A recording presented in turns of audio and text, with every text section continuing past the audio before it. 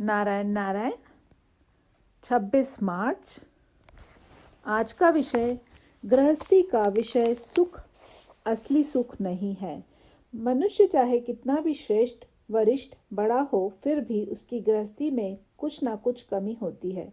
कोई कमी नहीं या कोई त्रुटि नहीं, ऐसी गृहस्थी संभव नहीं।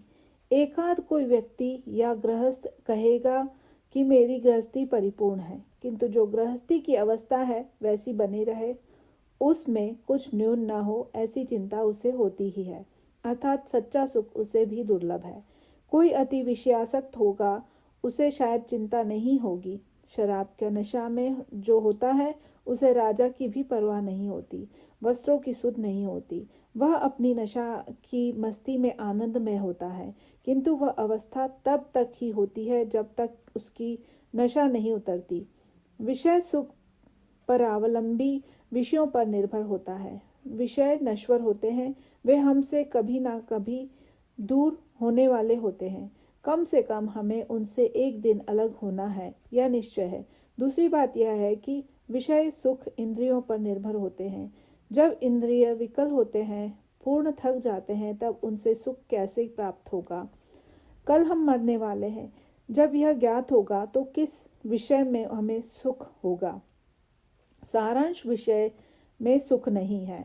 जो हमें लगता है कि इसमें हमें सुख है, वह हम ही में होता है, किंतु हमें लगता है कि विषय में हमें सुख मिलता है। वस्तुतः हम धोखा खाते हैं। फिर सुख किस में है? बहुत वस्तुएं बहुत मात्रा में मिलने पर बहुत सुख मिलता है, यह केवल भ्रम है। सच्चा या बहुत सुख अर्थात हमेशा का सुख सनातन सुख है। वह सनातन वस्तु के पास ही अर्थात भगवान के पास ही उपलब्ध होता है। हमारी ही तरह पशुओं को भी विषय सुख की भावना होती है। उनमें और हम में फिर क्या भेद है? मैं कौन हूँ, किस लिए आया हूँ, ऐसी विचार पद्धति को सरासर विचार करते कहते हैं। गृहस्थी में भी हम विचार करते ही हैं। किस में लाभ है, किस में हानि है, यह भी जानते हैं, किंतु सभी बातें जब सारहीन अर्थात असार हैं, तो उसमें सार कैसे प्राप्त होगा। जो स्थिति है उसमें हम संतोष नहीं मानते, उससे अधिक सुख की इच्छा करते हैं।